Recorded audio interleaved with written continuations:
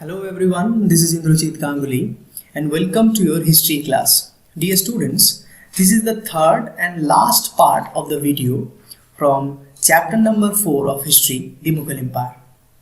In this video, I will discuss with you about the three other important Mughal rulers, that is Jahangir, Shahjahan and Aurangazeb, who ruled over India. And in this topic, you will know about what will happen after the death of Badshah Aurangazeb. Akbar was succeeded by his son Jahangir. Remember student, Jahangir was popularly known as Salim. His original name was Salim. Jahangir followed Akbar's policies. He also adopted the policy of religious tolerance and developed marriage alliances with Rajput chiefs and gave grants of high offices. The rule of Jahangir saw the advent of European traders into India. Dear students, let me tell you an interesting thing. India was an attractive place for the Europeans for its spices and textile. Indian spices and textiles were highly demanded in European continent. So Europeans were always look forward about India. But they never know how to reach India. They basically got the Indian spices and textile from the Arabian traders. So they badly wanted to find the route of India. In the year 1498, first of all, Portuguese founded the route to India. Vasco da Gama landed in Calicut. Calicut is recent day Kozhikode. So we can say that Portuguese first of all reached India. Afterwards, Danish, Spanish, French, British, they also came to India. Now, during the time of Jahangir, two British traders, first, Captain William Hawkins, second, Thomas Roe visited the Mughal court. And Thomas Roe got the permission from Jahangir to set up the first British factory at Surat.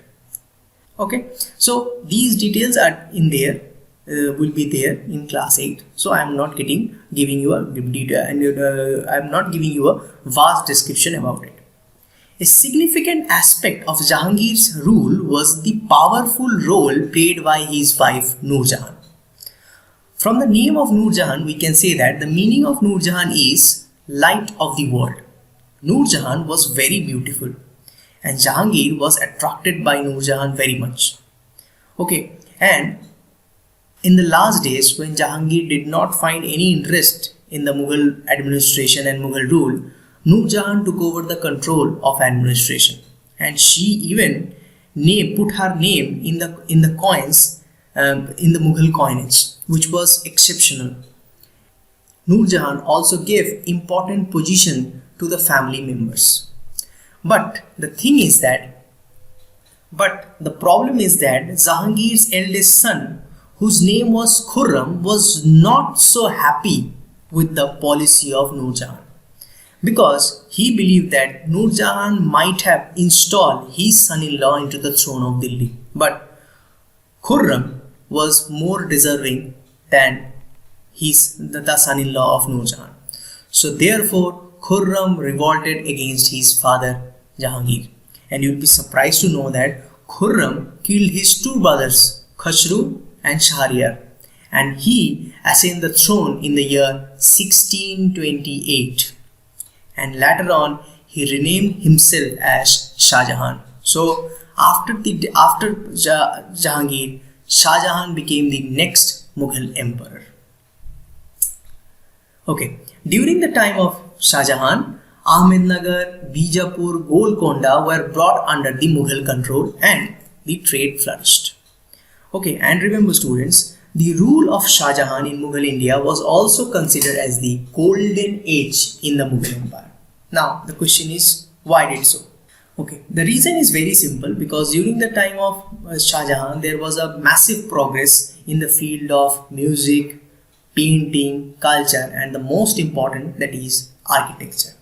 I think you know that the famous Mughal architecture was constructed during the time of Shahjahan, which is also considered as the seventh wonder of the world, which is Taj Mahal. I think, dear students, Taj Mahal was constructed by the white marbles, and these marbles was imported from Italy. It took 20 years to complete, and it was considered as the seven wonders of the world. It was one of the magnificent architecture which is only found in India. Another important architecture was constructed during the time of Shahjahan, that is Red Fort. Whenever you visit Delhi, you visit this place, Red Fort. I have told you, Taj Mahal was constructed with white marble, and Red Fort was constructed with red sandstone, and it is one of the strongest strongest fort that ever existed in India. Another important construction during the time of Shahjahan was Jama Masjid. Whenever you visit Delhi, you can find just in front of Red Fort that Jama Masjid is there. This important construction was also done during the time of Shahjahan. When there is any Muslim festivals, a large number of Muslims lived in Delhi, Uttar Pradesh, Haryana. They basically came and participated in the prayer of Jama Masjid. So obviously the rule of Shahjahan is considered as the golden age in the Mughal Empire. I think you remember that I have told you Shahjahan revolted against his father and killed his own brother. So there is a very important famous line was there in history, that history repeat itself, right? So Shahjahan had 4 sons. Okay, first Dara Shikoh, second Shuja, third one is Aurangazeb, fourth one is Murad. Dara Shikoh, Shuja, Aurangazeb and Murad.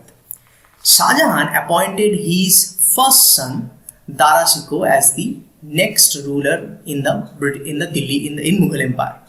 But Aurangazeb did not accept the proposal. So he revolted against his father and also fought battle against his brothers. In this battle, Aurangazeb killed his own brothers and captured the throne of Delhi. And you'll be surprised to know that when he became the Mughal Empire, he thrown his father into the prison that is in Agra Red Fort. And you'll be surprised to know that the Agra Red Fort was constructed just beside the Taj Mahal. And in the last days, Shahjahan lived at the prison of Red Fort of Agra, and he gazed the Taj Mahal. Okay, so this is the repayment of history. What Shahjahan did with his father, and he also did the same thing. The rule of Aurangazeb was also considered as a glorious rule in India, because during his time, most of the India was captured by the Mughals. You can see during the time of Akbar, the Mughal only established their rule in the central part of India, northwestern and eastern part of India. But during the time of Aurangazeb, almost the southern part of India was captured by the Mughals. So we can say that the whole India came under the control of Mughals.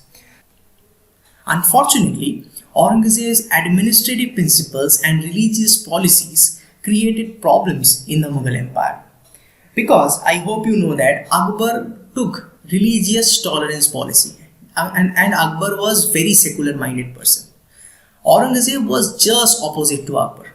Aurangazeb was very orthodox, and I hope you remember that Akbar abolished jizya and pilgrimage tax, which was given by non-Muslims. But during the time of Aurangazeb reimposed jizya and pilgrimage tax. So non-Muslim peoples became angry against Aurangazeb, and he even banned Hindu festivals like Holi and Diwali. So during the time of Aurangazeb, Marathas, Rajputs and Jats revolted against the Mughal authority. From Deccan, Aurangazeb faced lots of problems. Shivaji Rao Bhosle collected the Maratha forces against the Mughal Empire, because Shivaji believed that Mughals are outsiders and they are Muslims, but India was ruled by only Hindus. So Shivaji wanted to build Hindu Rajya, and he gave lots of challenges to the Mughal Empire. You'll be surprised to know that Aurangazeb gave his 25 years to suppress the Marathas from Deccan, but he was not so successful.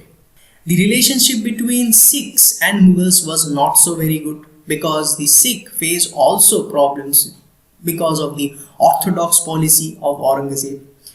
There is an interesting fact that one of the Sikh guru, whose name was Tegh Bahadur, was executed during the time of Jahangir. So the relationship between Sikh and Mughals are not so very good. But before Akbar, it was very good. So one of the Sikh guru, whose name was Guru Gobind Singh, he formed a Sikh military organization named as Khalsa. So he also challenged the Mughal authority. But unfortunately, after the death of Aurangazeb in 1707, the Mughal became weaker. And therefore, finally, in the year 1858, the Mughal Empire was completely ended from India. So 1707, from the 1707, basically, it was the starting of the decline of the Mughal Empire. Okay, but Mughal Empire was finally ended in the year 1857. Okay. This is it from the chapter. Thank you and have a nice day.